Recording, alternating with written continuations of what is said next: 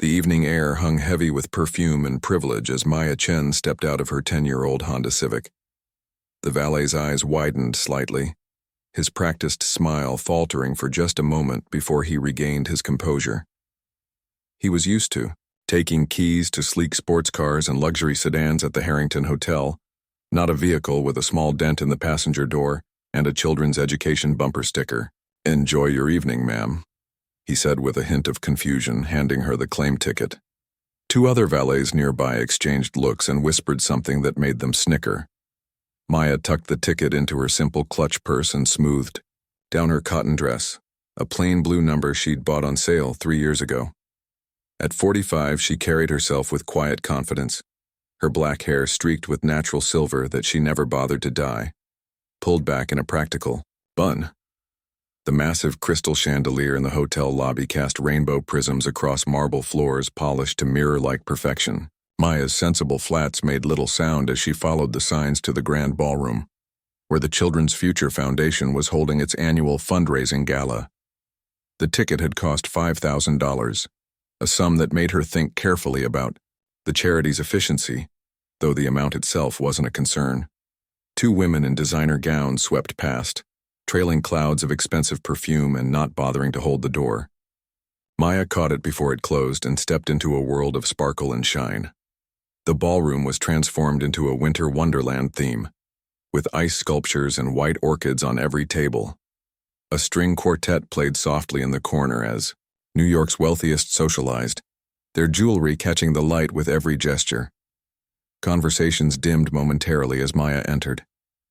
She felt eyes tracking her movement across the room, evaluating her simple appearance and apparently finding it wanting. She'd experienced this many times before, and it never bothered her. At the check-in table, she gave her name to a young man, with a tablet. Chen, he muttered, scrolling through his list with a frown. "Oh, here you are, Ms. Chen. You're at table 7. His eyebrows lifted slightly as he checked something on his screen. A tall woman with perfect blonde, hairstyled in an elaborate updo appeared at his shoulder. "Is there a problem, Tyler?" she asked, her voice carrying the crisp tones of old money and expensive education. "No problem, Ms. Winthrop," just directing Ms. Chen to her table. The blonde woman, Vivian Winthrop according to her diamond-studded name tag identifying her as the event chair, turned to Maya with a tight smile that didn't reach her eyes. "You're here for the gala?" she asked, her gaze sweeping over Maya's simple attire. Maya nodded and handed over her invitation. "Yes, I'm looking forward to learning more about the educational initiatives." Vivian examined the invitation as if checking for counterfeits. "Well," she finally said, "it seems everything is in order. Table 7 is that way." She pointed toward the far corner of the room, where the lighting was dimmer and the tables were noticeably more crowded together. "The, individual donor section."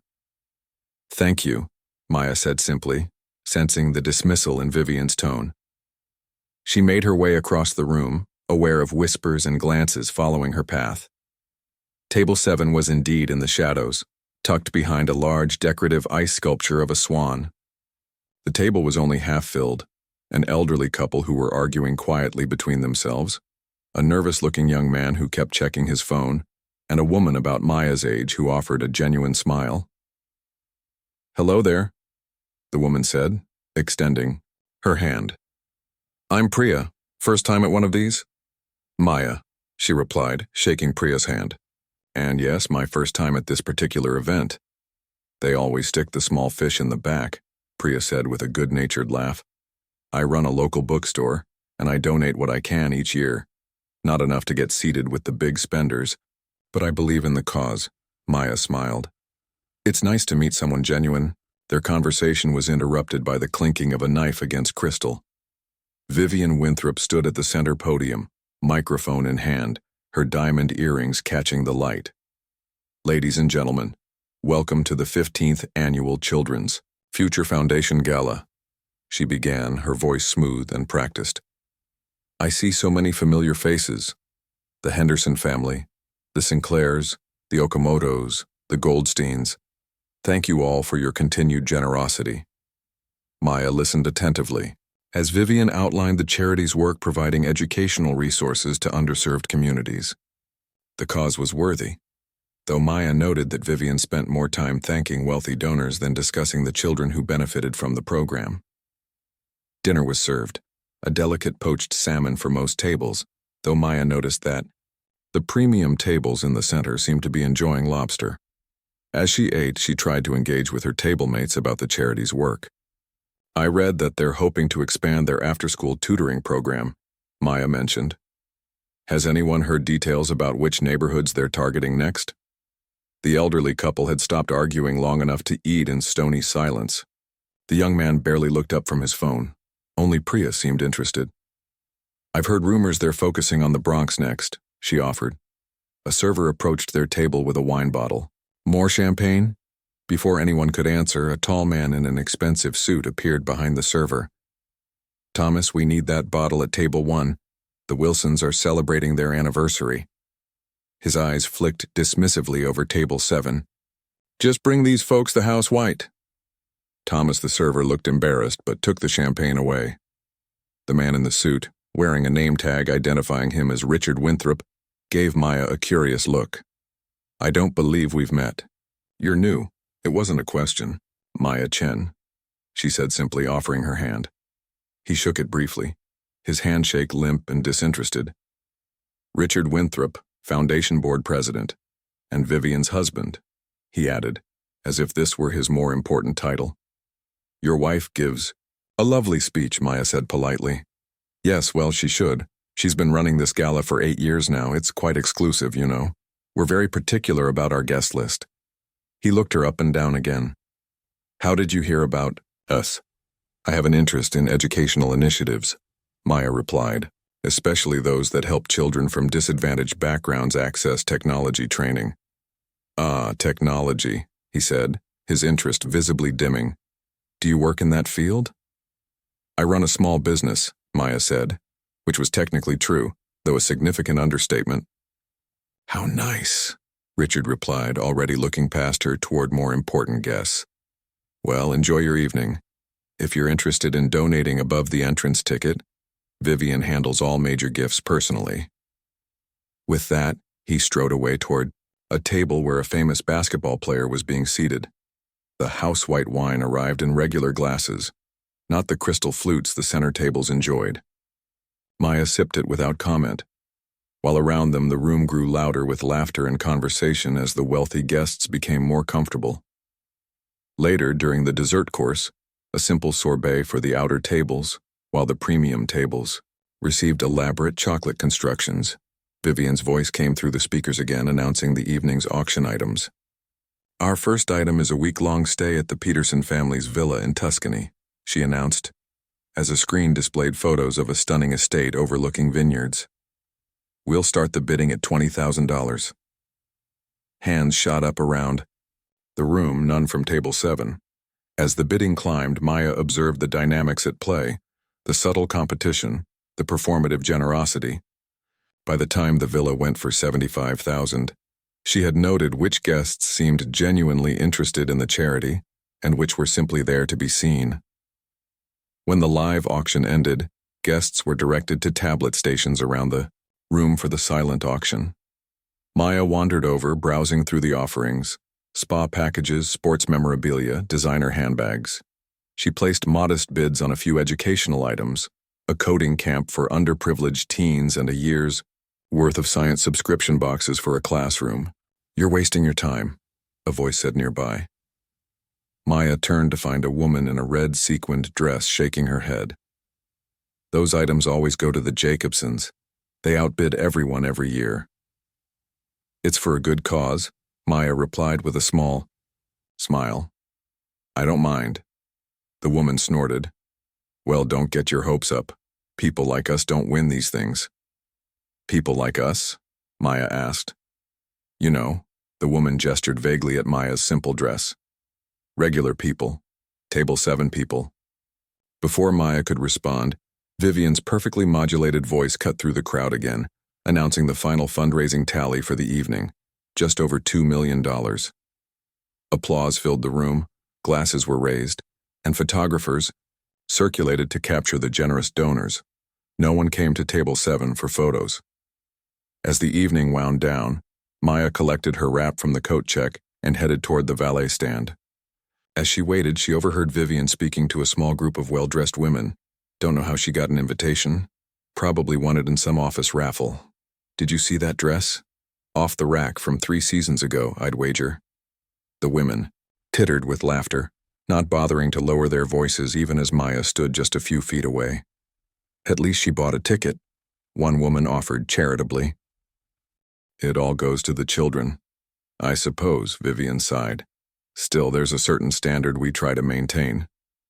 Maya's car arrived, drawing a few more snickers from nearby guests waiting for their luxury vehicles. As she tipped the valet and slid behind the wheel, she caught Richard Winthrop's eye. He quickly looked away, pretending not to have noticed her. Maya drove home to her modest apartment in Queens, where her laptop sat open on the kitchen table. On the screen was an email from her company's board confirming the final details of the merger, a $4.2 billion deal that would be announced next week. Beside it lay a handwritten list of charities she was considering for her next anonymous donation.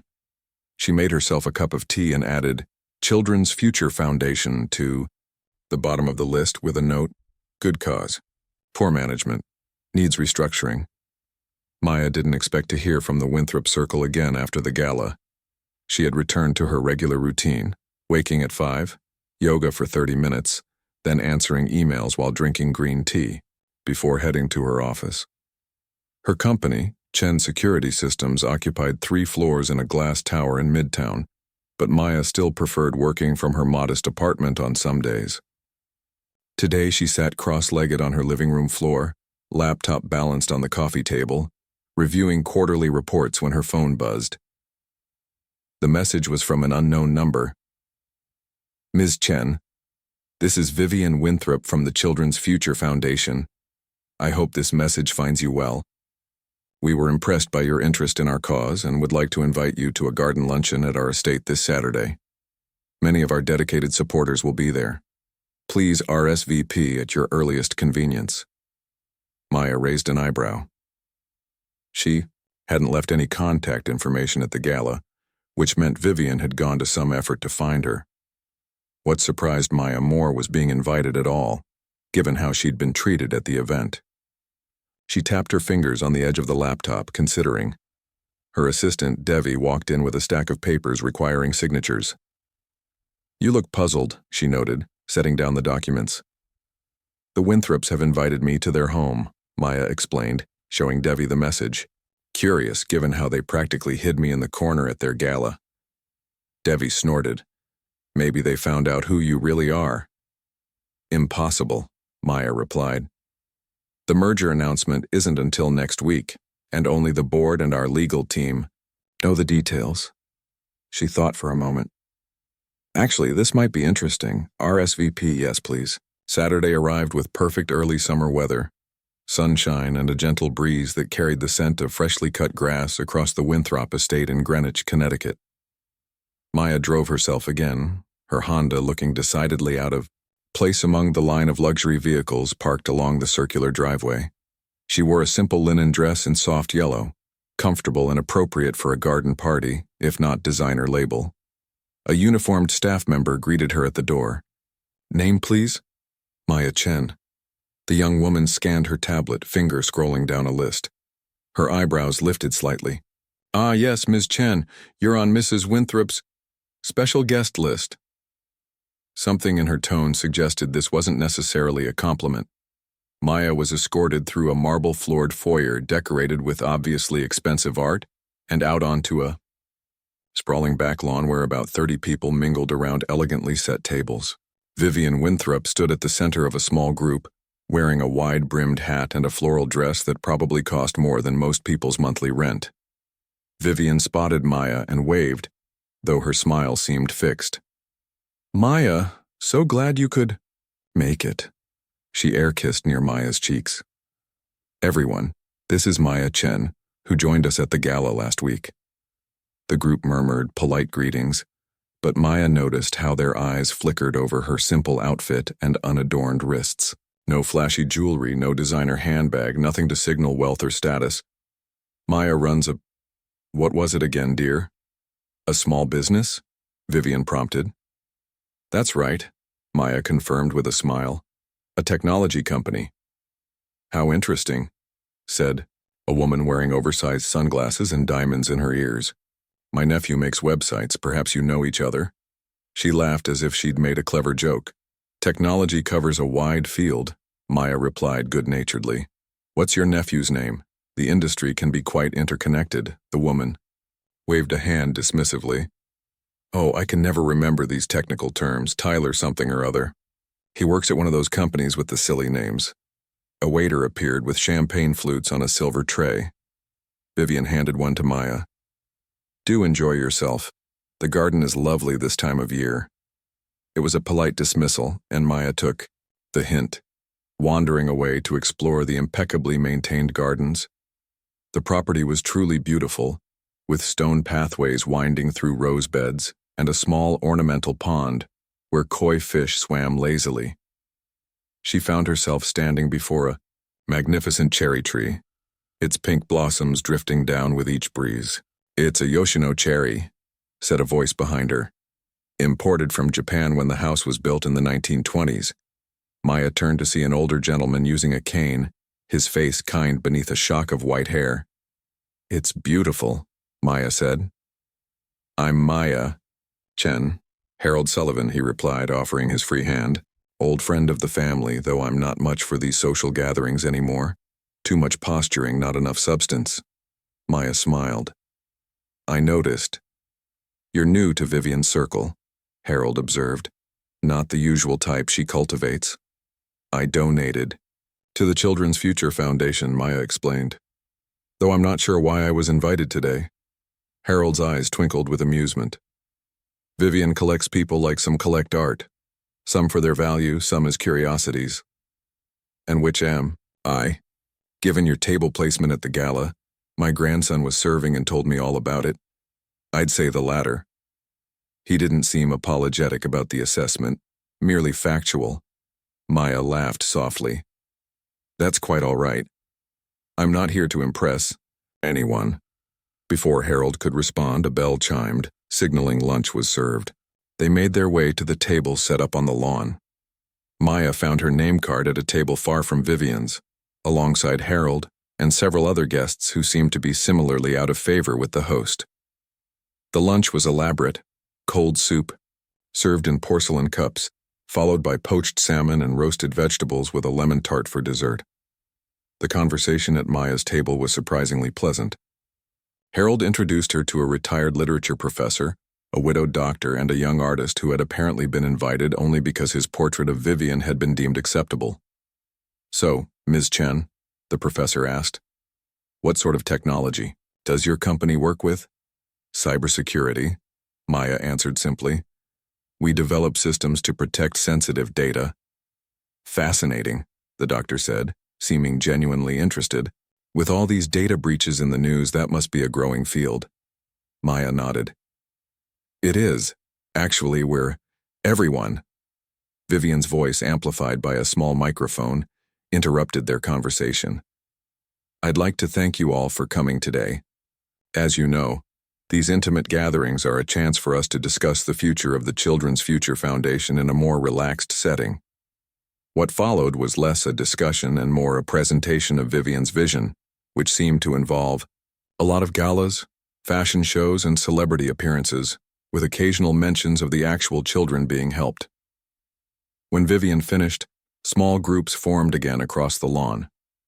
Maya excused herself to use the restroom, following directions, through the house. As she walked back through a hallway lined with family photographs, she overheard voices coming from a partially open door. Can't believe you invited her, Viv. It was Richard Winthrop's voice. She sticks out like a sore thumb.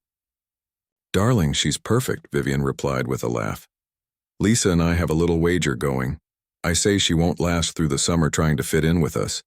She's this month's entertainment. Maya paused, not meaning to eavesdrop but unable to move away. Did you see her handbag? A third voice chimed in, presumably Lisa. I think I saw something similar at a discount store. And that car, Richard added. Patty said the valet was embarrassed to park it. She mentioned running a small business. Vivian mimicked Maya's calm, straightforward way of speaking. Probably sells homemade crafts online or something equally quaint. The group dissolved into laughter. Maya took a quiet step backward, then continued down the hall at a normal pace, making her footsteps audible this time. The voices behind the door immediately hushed. Outside, Maya found herself again, by the cherry tree, taking deep breaths of the fragrant air. She wasn't angry. She'd faced far worse in building her company from nothing, navigating a male-dominated industry that had tried to dismiss her at every turn. This was merely petty social cruelty, not worth her emotional energy. Harold appeared, beside her, offering a glass of water. You disappeared. Everything all right? Maya accepted the water gratefully.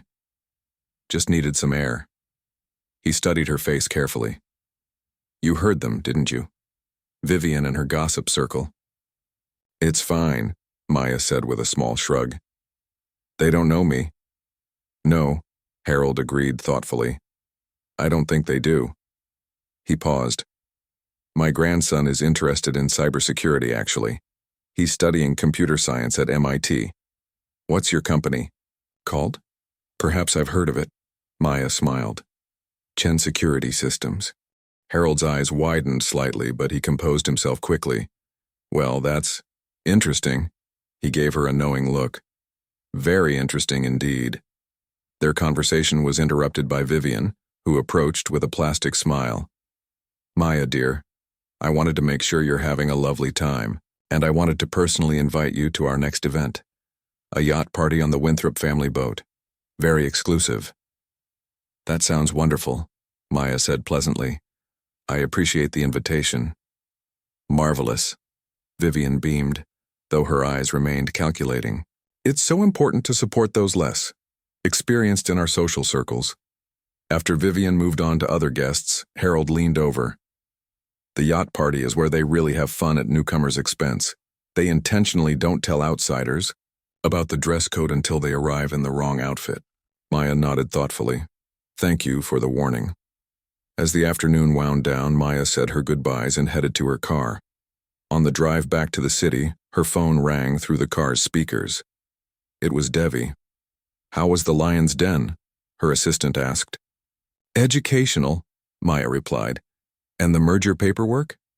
All complete, Devi confirmed. The press release is scheduled for Monday morning. The business world is about to be very surprised. $4.2 billion is nothing to sneeze at. Indeed, Maya agreed, thinking about the conversation she'd overheard. By the way, I've been invited to a yacht party next weekend. Could you arrange for a suitable outfit?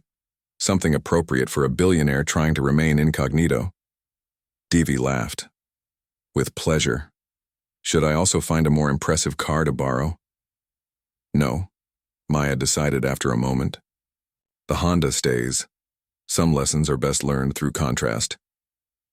As she crossed the bridge back into Manhattan, Maya thought about Vivian's entertainment comment. The irony wasn't lost on her, being mocked by people who had no idea who she really was or what she had built. Monday's announcement would change everything, but Maya wasn't sure she'd reveal herself just yet. There was something to be learned here, about people and their values, about what truly mattered beyond wealth and status. For now, she'd play along with their game, while quietly finalizing the biggest deal of her career. After all, the best lessons often came from unexpected teachers, even if those teachers had no idea what they were really teaching. The Metropolitan Museum of Art buzzed with activity as guests arrived for the annual Preservation Society benefit. Men in tuxedos and women in evening gowns flowed up the grand staircase, champagne glasses already in hand. Maya arrived in a simple black dress, elegant but not ostentatious, and a small pearl necklace that had belonged to her grandmother. News of the Chen Security Systems merger had broken 3 days earlier, sending ripples through the business world. Maya had been flooded with calls from financial reporters, industry colleagues, and suddenly interested investment bankers. She had done one brief press conference, made a statement about the future of the company, and then returned to her normal routine, though now with a considerably larger bank account. Interestingly, she hadn't received any calls from Vivian Winthrop or anyone else in that social circle. Either they hadn't made the connection between Maya Chen of the small business and Maya Chen tech billionaire, or they were too embarrassed to reach out. The thought made her smile as she handed her invitation to the attendant at the museum entrance. "Ms. Chen, welcome," the young woman said, checking her name against the guest list. "You're seated in the Temple of Dender section, table 12. Maya thanked her and made her way through the museum's grand halls. Unlike the Children's Future Foundation Gala, this event was spread throughout different exhibition spaces, with dinner tables set up among priceless artifacts and artwork. The Temple of Dender, with its soaring ceilings and ancient Egyptian stonework, was one of the most prestigious locations. Table 12 was positioned with a perfect view of the temple, and Maya noted with amusement that it was definitely not in a corner this time. A few guests were already seated, an older couple deep in conversation, a woman around Maya's age examining the event program, and a man with salt and pepper hair studying the temple architecture with evident appreciation. The man turned as Maya approached, and she recognized him instantly from business magazines and tech conferences. Alexander Reed, the renowned architect whose sustainable building designs had revolutionized urban planning. They had never formally met, though they had attended some of the same industry events over the years. "Hello," he said warmly, offering his hand. "Alexander Reed." "Maya Chen," she replied, shaking his hand. "It's a pleasure to meet you. I admired your work on the Singapore Green Tower project." Recognition flickered in his eyes. "You're Maya Chen of Chen Security Systems? I just read about your merger. Congratulations. Quite an achievement." "Thank you," she said, taking her seat beside him. "Though I'm surprised you connected the dots so quickly. Most people at these events haven't." Alexander smiled, the corners of his eyes crinkling. "I make it a point to know who's doing interesting work, regardless of their social profile. Besides, we served on that tech ethics panel together 2 years ago, though we weren't on the same discussion group." "I remember that conference," Maya nodded. "Your talk on integrating privacy considerations into physical architecture was fascinating." Their conversation flowed easily, moving from business to art to their shared love of historical preservation. Alexander explained how he had helped design the climate control systems for several museum wings, balancing preservation needs with sustainable energy use. Maya shared stories of her travels to ancient sites around the world and how they had inspired her approach to building lasting systems. "The ancient Egyptians built for eternity," Alexander said, gesturing toward the temple. "That's what I try to do with my buildings.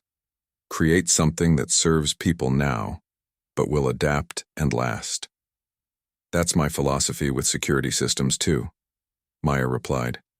"Protection that evolves with the threats." They were so engrossed in conversation that Maya barely noticed when the rest of their table mates arrived, or when servers brought the first course of dinner.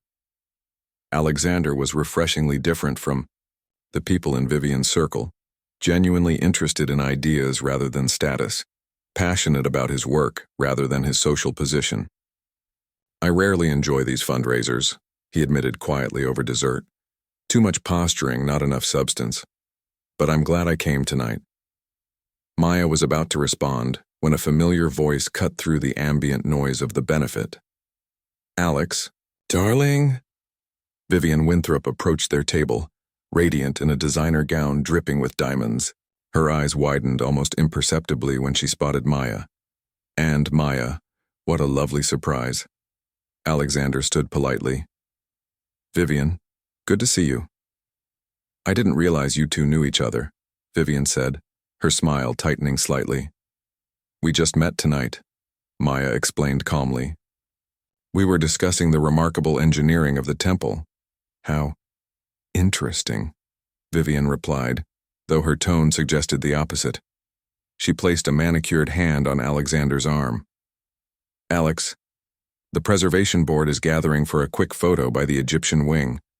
We simply must have you in it as our most celebrated architect member." "Of course," Alexander agreed. He turned to Maya. Would you excuse me for a moment? Certainly, Maya smiled. It was a pleasure talking with you. As Alexander walked away, Vivian lingered at the table. She leaned down, her diamonds catching the light. Maya, dear, you must save yourself from boredom. Alex gets so caught up in his technical discussions. Most people find it terribly dull. Maya maintained her pleasant expression. Actually, I found our conversation fascinating. Vivian's eyebrows rose. Well, to each their own, I suppose. She glanced toward where Alexander had gone, then back at Maya, her eyes narrowing slightly. You know, Alex comes from one of New York's oldest families. His grandfather practically built half of Manhattan. The implication was clear. He was out of Maya's league. How interesting, Maya replied, using Vivian's own dismissive phrase. Vivian's smile didn't reach her eyes. Do enjoy the rest of your evening. By the way, our yacht party is still on for Saturday. I do hope you can make it, though I should mention it's formal nautical attire. White and navy only, designer preferred. With that, she swept away, leaving behind a cloud of expensive perfume. Maya sipped her water, amused by Vivian's transparent attempt to lure her into a fashion faux pas. Thanks to Harold's warning at the garden party, she had already arranged an appropriate outfit. The museum's grand space filled with classical music as a string quartet began to play. Guests mingled among the artifacts, champagne flowing freely as the evening's auction began. Maya placed bids on several items supporting the museum's educational programs, particularly those bringing art to underprivileged schools. She was examining a display of ancient jewelry when she noticed Alexander had returned, this time without Vivian's entourage. I'm sorry about that interruption, he said. Vivian can be persistent. No need to apologize, Maya assured him. I've gotten to know Vivian a bit at other events. Alexander looked thoughtful. I've known her family for years. The Winthrops have been on every museum board and charity committee for generations, but I've never approved of how they treat people they consider outsiders. Maya smiled. It's all right. People often see what they expect to see. And what do you expect to see tonight? He asked, gesturing around the magnificent space. Beauty, history, perhaps some genuine connections among all the social maneuvering. A realistic optimist, Alexander observed. I like that. He hesitated, then added, Would you like to see something few visitors get to experience? There's a conservation lab on the lower level where they're restoring a Renaissance painting. The head conservator is an old friend, and she sometimes lets me peek behind the scenes. I'd love that, Maya said sincerely. As they made their way through the museum's corridors, Alexander pointed out architectural details most people overlooked. How the original building had been expanded over decades, how different wings used subtle design elements to transition between art periods. They passed Vivian and Richard in animated conversation with several board members. Vivian's eyes tracked them, her smile faltering momentarily before she turned back to her group. The conservation lab was a stark contrast to the opulent benefit upstairs, brightly lit, meticulously organized, with white-coated specialists bent over centuries-old artworks. Alexander's friend Dr. Lee greeted them warmly and showed them a painting in mid-restoration. See how we're removing the old varnish layer by layer, she explained, pointing to the difference between the cleaned and uncleaned portions. People added these dark varnishes in the 19th century because they thought Renaissance paintings should look more antique. We're revealing the artist's true colors underneath. Revealing what was always there, just hidden, Maya mused. Dr. Lee nodded. Exactly. This blue sky was there all along, under centuries of someone else's expectations. They spent nearly an hour in the lab, Dr. Lee explaining techniques and challenges of art preservation. Maya was fascinated, asking thoughtful questions about how they balanced historical accuracy with modern conservation science. When they finally returned to the benefit, the crowd had thinned considerably. The music had shifted to a small jazz ensemble, and couples swayed on a makeshift dance floor. Would you like to dance? Alexander asked. Or is that too conventional for a billionaire tech innovator and a radical architect? Maya laughed. a genuine unguarded sound that made Alexander smile in response. I'd love to dance, though I should warn you I learned from YouTube tutorials. Perfect, he replied.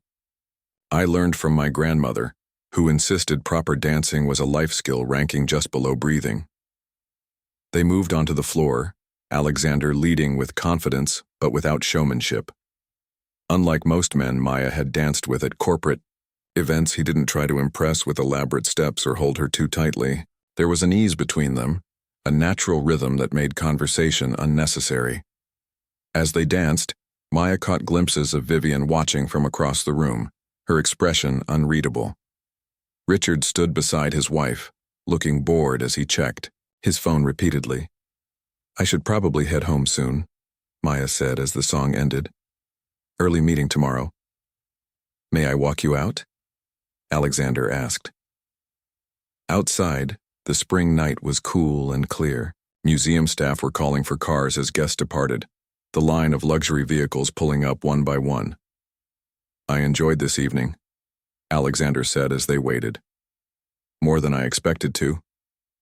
So did I, Maya agreed. It's nice to meet someone genuine at these events. He hesitated, then asked, Would you like to have coffee sometime? Away from all this. He gestured vaguely toward the museum and its wealthy patrons. I'd like that. Maya smiled. Great. Alexander pulled out his phone. May I have your number?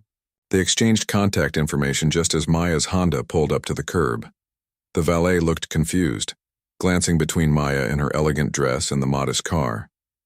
That's yours? Alexander asked, surprised. It is, Maya confirmed. It gets me where I need to go. Instead of the judgment or amusement she'd seen from others, Alexander's face showed appreciation. A billionaire who drives a Honda. I think I understand you a bit better now. And what do you understand? She asked, curious. That you value substance over show. That's rare. He opened her car door with a small bow. I'll call you about that coffee. As Maya drove away, she glanced in her rearview mirror to see Alexander, still standing on the steps, watching her car disappear into the night. For the first time since entering Vivian's social world, Maya felt a genuine connection, someone who saw her, not her bank account or lack of designer labels. Her phone chimed with a message from Devi. Yacht party outfit confirmed for Saturday. Ready to surprise the snobs? Maya smiled to herself. The yacht party would be interesting indeed, but now she had something else to look forward to as well. Coffee with someone who didn't need to see her bank statement to value her company.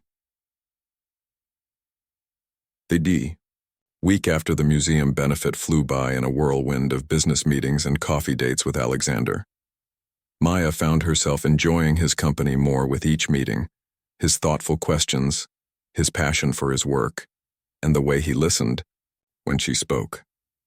They had coffee at a small cafe in Brooklyn, lunch at a hole-in-the-wall ramen shop, and spent Sunday morning walking through a farmer's market, talking about everything from childhood memories to future dreams. Alexander never mentioned her wealth or asked about the merger. When she brought up work, he was interested in the problems she was solving, not the money she had made. It was refreshing after weeks of calls from old friends who suddenly remembered her existence when her net worth hit the headlines. By the time Saturday arrived, the day of the Winthrop yacht party, Maya had almost forgotten about Vivian's social games. She was reviewing charitable foundation proposals in her apartment when Devi arrived with a garment bag. Your nautical outfit, as requested, Devi announced, hanging the bag on Maya's bedroom door. Designer label but understated, perfect for a billionaire who doesn't need to show off. Maya unzipped the bag to reveal a white linen pantsuit with navy blue trim, elegant, appropriate for a yacht, and subtly high-end without screaming for attention. A small anchor brooch in platinum and sapphires completed the look. It's perfect, Maya said. Thank you. You're actually going through with this? Devi asked, sitting on the edge of Maya's sofa. These people have been awful to you. Why give them another chance to be snobs? Maya considered the question as she held the pantsuit against herself, checking the fit in the mirror. I'm curious to see how they react now. The merger news has been everywhere this week. Either they know and are too proud to acknowledge their mistake, or they somehow haven't connected the dots. Or this is some kind of trap, Devi pointed out. A way to humiliate you for daring to enter their precious circle. Maybe, Maya agreed. But I've faced worse in business. Besides, Harold warned me about the dress code trick. Devi shook her head. Just be careful. People like that don't like being made fools of. And speaking of people, she raised an eyebrow suggestively. How are things with the architect? A small smile played at Maya's lips. Alexander is different. Genuine. Does he know you're going to this party? He does. He declined his own invitation, said he had building plans to review. I think he sees through Vivian's social games, too. 3 hours later, Maya pulled up to the marina where the Winthrop yacht was docked. This time, she had decided to use a car service. Not to impress anyone, but because parking near the exclusive harbor was notoriously difficult. She handed her invitation to a crew member standing at the gangway, who checked her name against a list. Ms. Chen, welcome aboard the Silver Swan, he said professionally. The party is on the main deck. The Winthrop yacht was impressive. A 120-foot vessel with multiple decks, gleaming white with silver trim. Music and laughter drifted down from above as Maya climbed the stairs to the main deck, where about 40 guests mingled under string lights. True to Harold's warning, everyone was dressed in nautical-themed outfits of white and navy blue. Vivian spotted Maya almost immediately, her perfectly made-up face showing a flicker of surprise at Maya's appropriate attire. She glided over, champagne in hand. Maya, darling, you made it, Vivian said, air-kissing both cheeks. Her eyes scanned Maya's outfit with what looked like disappointment. And you got the dress code. How resourceful of you. Thank you for including it in your message, Maya replied pleasantly. It's a lovely evening for a boat party. Yacht, Vivian corrected automatically. The Silver Swan is Richard's pride and joy, $40 million of pure luxury. She gestured expansively at the teak decks and custom furnishings. Do help yourself to champagne. The crystal is being poured near the bow, and there's a caviar bar by the starboard rail. Maya accepted a glass of champagne from a passing server and made her way around the deck. She recognized several faces from previous events. The same, wealthy socialites who had dismissed her before. Now some of them gave her curious glances, as if trying to place where they had seen her. A tall man in a navy blazer approached, hand extended. Stanley Powell, Westridge Capital. I don't believe we've met formally. Maya shook his hand. Maya Chen. Recognition dawned in his eyes. Chen? Not Maya Chen of Chen Security Systems? I read about your merger last week. Brilliant move. Before Maya could respond, a woman in a white sundress joined them. Maya Chen, the tech billionaire? Stanley, you didn't tell me you knew her. We just met, Diane, Stanley explained, suddenly much more attentive. Ms. Chen, my wife Diane, she serves on the hospital board with Vivian. Diane took Maya's hand in both of hers. I've been dying to meet more women in tech. We should have lunch sometime. Others began to drift over as word spread across the deck. Maya found herself at the center of a growing circle of suddenly interested socialites, all claiming some connection to technology or business innovation. The same people who had ignored her weeks earlier were now hanging on her every word. From across the deck, Maya caught sight of Vivian in intense conversation with Richard, both glancing her way frequently. Richard's face had gone slightly pale, while Vivian's expression was difficult to read, somewhere between shock and calculation. Eventually, Richard broke away and approached Maya, his smile stiff but determined. Ms. Chen, I believe we've met briefly before, but allow me to properly introduce myself. Richard Winthrop, Managing Director at Winthrop Capital. Yes, I remember, Maya said calmly.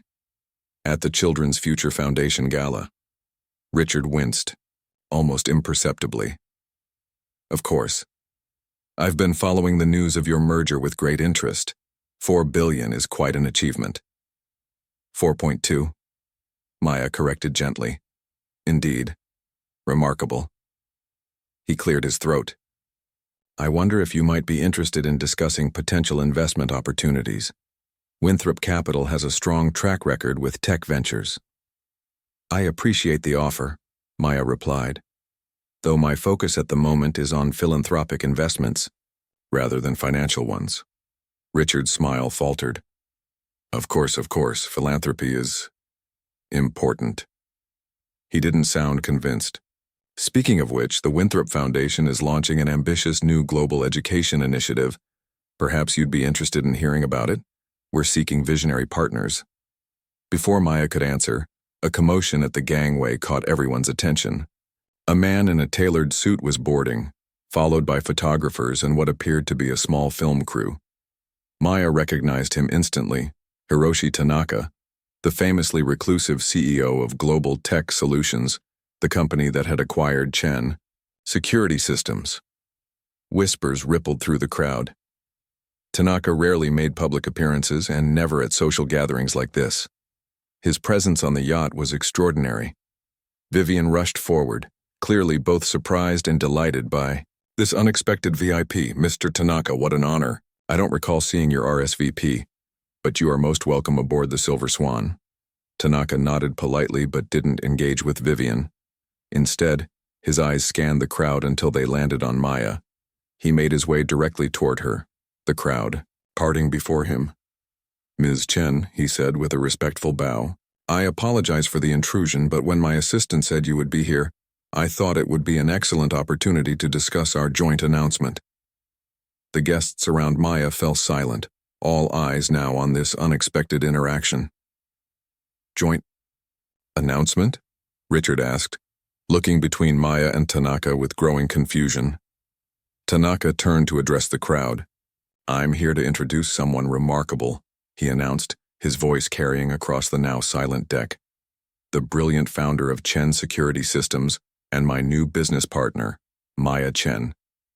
A collective gasp swept through the assembled guests.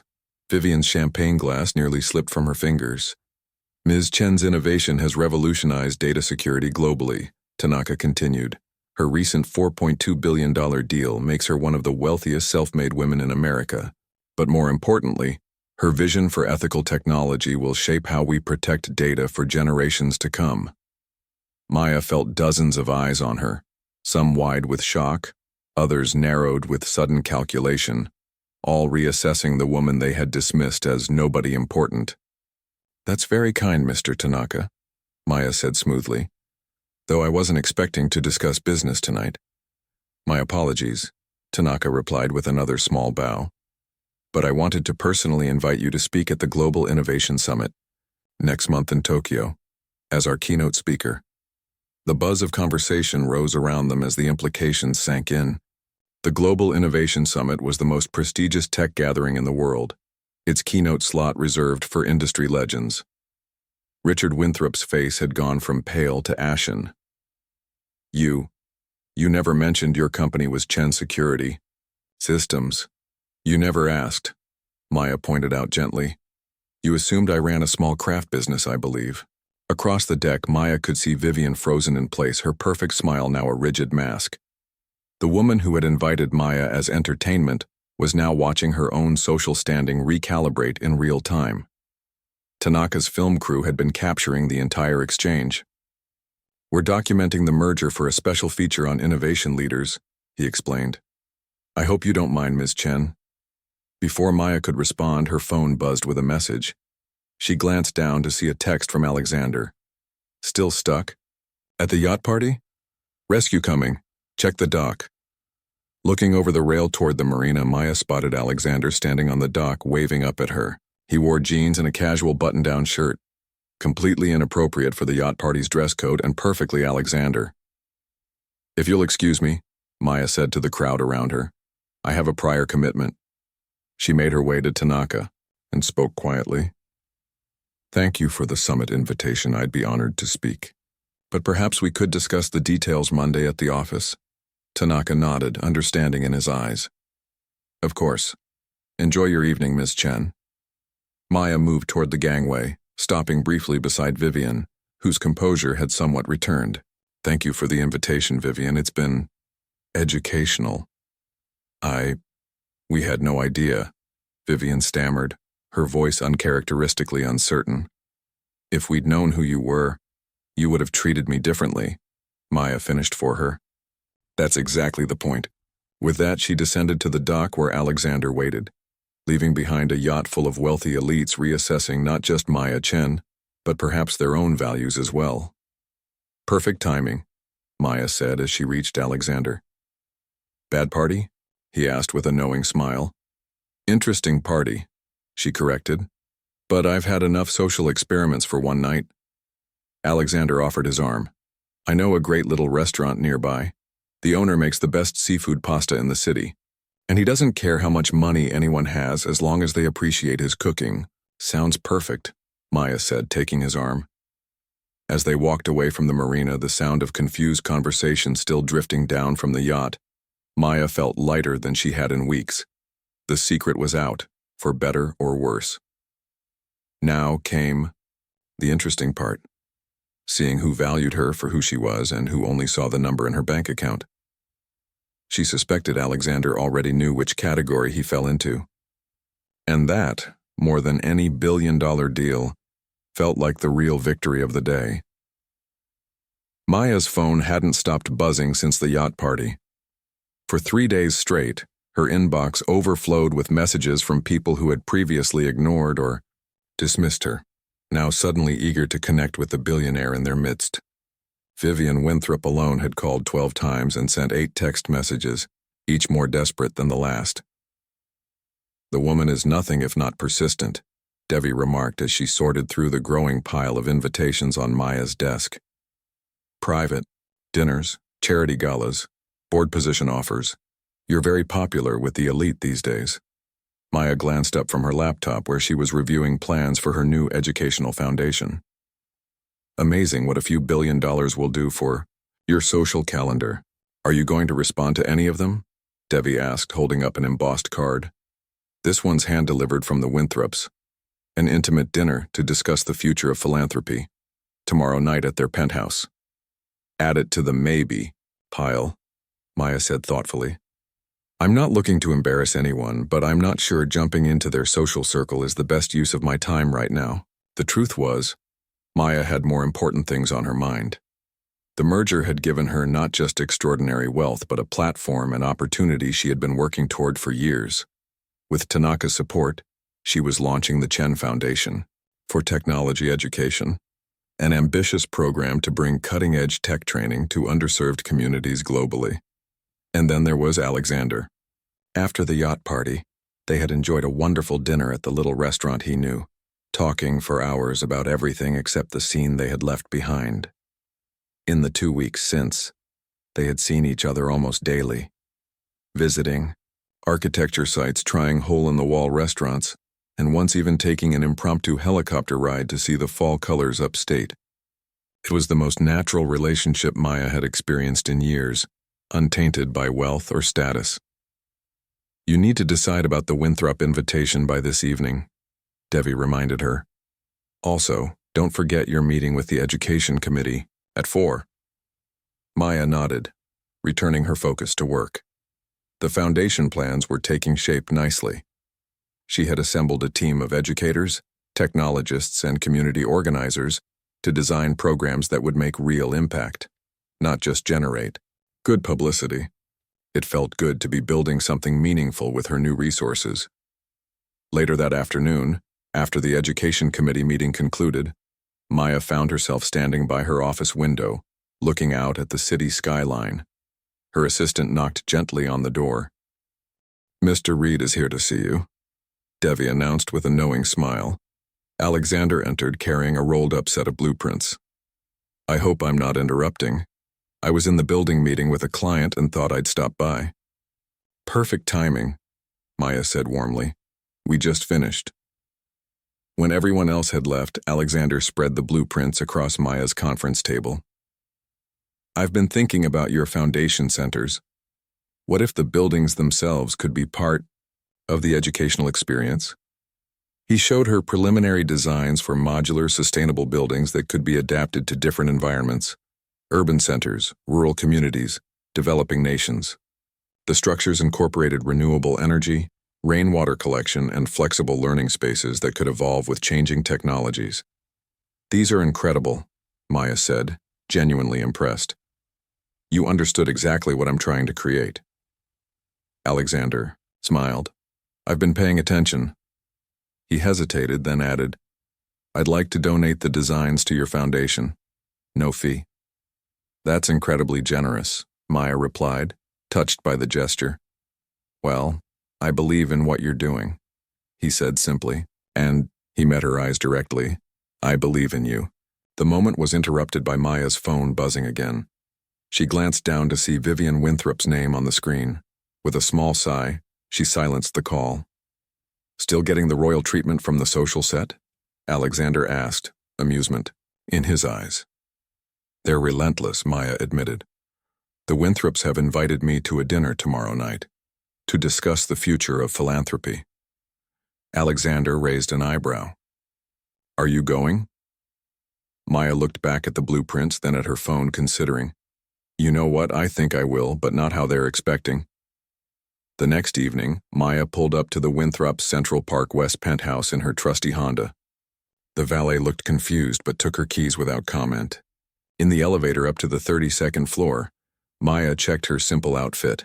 Dark jeans, a white blouse, and a blazer. Professional but deliberately casual. She carried a canvas tote bag rather than an evening clutch. Richard Winthrop himself opened the door, his smile wide but eyes wary. Maya, so wonderful you could join us. He ushered her into an expansive living room with floor-to-ceiling windows overlooking Central Park. About a dozen people stood around holding cocktails, all dressed in formal evening wear.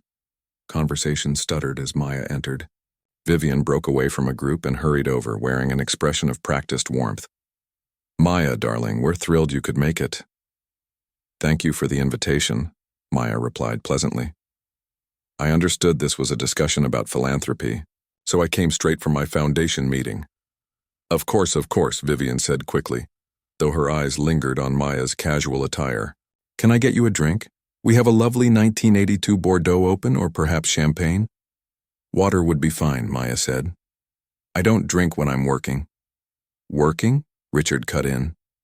This is a social gathering, Maya, a chance for you to connect with like-minded individuals.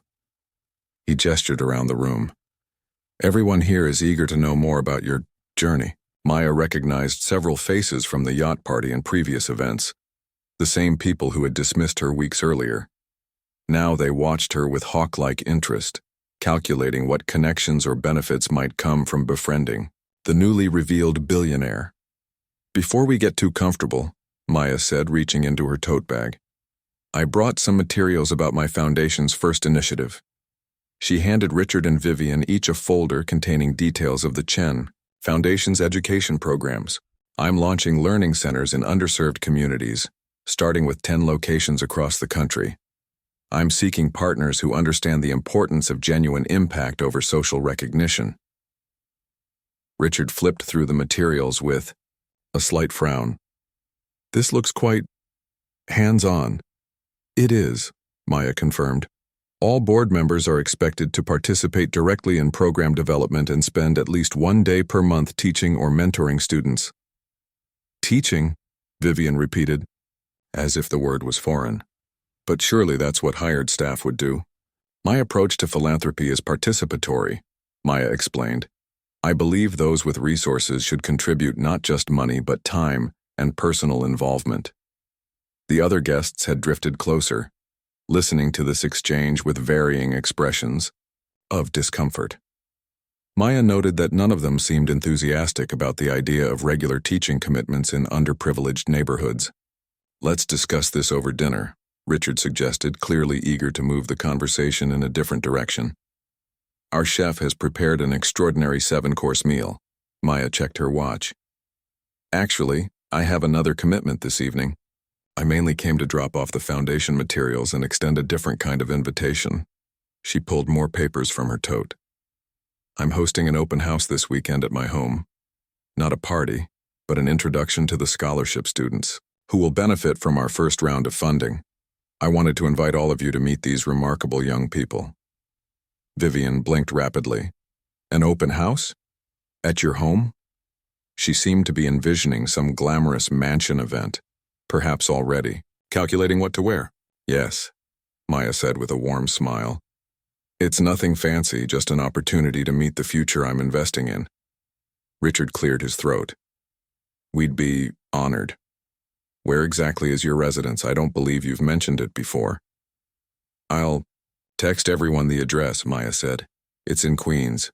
Convenient to the 7 train if anyone prefers public transportation.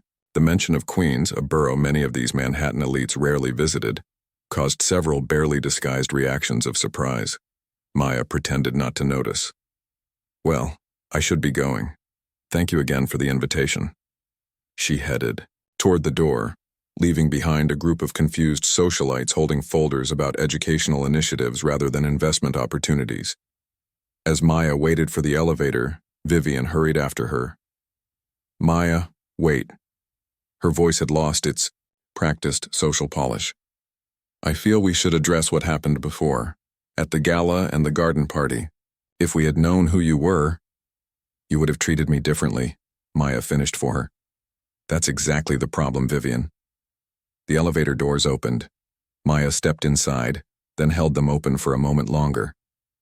The students coming to my open house have brilliant minds and incredible potential, but most of them come from backgrounds that would get them seated at table 7 at your gala. I'm hoping to introduce them to people who might see their value, regardless of what they're wearing or what car they drive. Vivian had the grace to look embarrassed. I will be there. I hope so, Maya said sincerely. 7 o'clock Saturday. The weekend arrived with perfect early autumn weather, clear skies, and just enough crispness in the air to feel invigorating. Maya's modest 3-bedroom house in a middle-class Queens neighborhood looked its best, with potted mums on the front steps and warm lights glowing in the windows. Inside, 20 scholarship students from the Chen Foundation's first cohort mingled in the living room. They ranged in age from 16 to 24, from diverse backgrounds but sharing common traits: exceptional minds, limited financial resources, and a passion for technology that had caught the attention of Maya's selection committee. Alexander arrived early to help set up, arranging chairs and putting out the simple refreshments Maya had prepared. Nervous? He asked as they worked side by side in the kitchen. Not nervous, Maya replied thoughtfully. Hopeful, maybe. I'm not trying to embarrass anyone. I genuinely want them to meet these students to see what I see in them. And if they don't show up? Maya shrugged. Then these amazing young people still get a nice evening and encouragement from those who do care. Either way, they win. To her surprise, at precisely 7 o'clock, the doorbell rang. Vivian and Richard Winthrop stood on her doorstep, dressed more casually than she had ever seen them, though their casual still screamed designer labels. Richard clutched a bottle of expensive wine while Vivian held an orchid plant. Welcome, Maya said, genuinely pleased they had come. Please come in. They entered somewhat hesitantly, clearly taking in the modest surroundings, the simple furniture, the lack of art on the walls, the ordinary kitchen visible through the doorway. Nothing about the house suggested its owner was worth billions. You have a lovely home, Vivian said automatically, though her eyes said otherwise. Thank you, Maya replied, accepting the orchid. It's not fancy, but it's comfortable. And the mortgage is paid off, which is all that matters to me. She introduced them to the first group of students, a teenage girl who had created an algorithm to predict water main breaks in aging infrastructure, a young man who had designed prosthetic hands that could be produced cheaply on 3D printers, a woman who had developed a translation app for medical terminology to help immigrant families navigate healthcare. To Maya's quiet satisfaction, several of the students engaged Richard in a spirited discussion about financial models for sustainable technology. Vivian, after an awkward start, found herself drawn into conversation with a young woman designing fashion technology to help visually impaired people select clothing.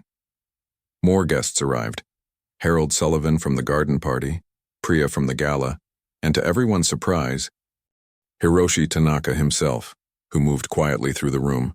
listening intently to the students' stories and asking thoughtful questions. By the end of the evening, Maya observed something remarkable happening. The wealthy elites who had come out, of curiosity or obligation, were genuinely connecting with the students. Richard was explaining venture capital to an attentive group, while Vivian had promised internship interviews to 3 students at her family's foundation. As the last guests prepared to leave, Vivian pulled Maya aside. "I owe you an apology," she said quietly. "A real one, not a social nicety." "You don't," Maya began, but Vivian shook her head. "I do. We treated you terribly because you didn't fit our narrow definition of what matters. I'm ashamed of that now." She looked around at the students still chatting excitedly about the connections they had made. "Tonight reminded me why I got involved in philanthropy in the first place. Somewhere along the way, I forgot it was about helping people, not just hosting parties." Maya nodded, seeing genuine regret in Vivian's eyes. "What matters isn't the apology, but what comes next." "I'd like to help," Vivian said. "Really help, not just write checks. These students are remarkable." "They are," Maya agreed. "And they need mentors as much as they need funding." Later, after everyone had gone, Alexander stayed behind, helping Maya clean up. "That went better than anyone could have expected," he observed, loading the dishwasher. "People can surprise you," Maya said, wrapping leftover sandwiches. "Sometimes they just need the right opportunity to be better." Alexander stopped what he was doing and looked at her intently. "You could have humiliated them tonight, thrown their snobbery back in their faces. Instead, you gave them a chance to connect with something meaningful." Maya smiled. "Wealth is just a number in a bank account. How we treat others, that's the true measure of a person." She placed the last glass in the dishwasher and closed it. "I learned that from my parents. They didn't have much, but they gave everything to help me get an education." Alexander reached for her hand. "You're remarkable, Maya Chen." "So are you," she replied, squeezing his hand. "You saw me before anyone else did." In the months that followed, Maya's foundation transformed from an idea into a thriving reality. Learning centers opened in 10 cities, with plans for international expansion. To everyone's surprise, Vivian Winthrop became one of the most dedicated board members, using her social connections to open doors while also rolling up her sleeves to work directly with students. The social elite, who had once mocked Maya for her simple clothes and modest car, now competed to support her initiatives, though Maya never forgot who had valued her before her billions became public knowledge. Alexander remained by her side, their relationship deepening as they worked together to build something lasting. Maya still drove her Honda, still lived in her modest house, and still wore clothes for comfort rather than status. Her bank account might have changed dramatically, but her values remained the same, a fact that now earned respect rather than mockery from those around her. As she often told the students in her program, "People will try to define you by what you have or don't have. Your job is to show them who you really are, and to recognize those rare few who see it without being shown."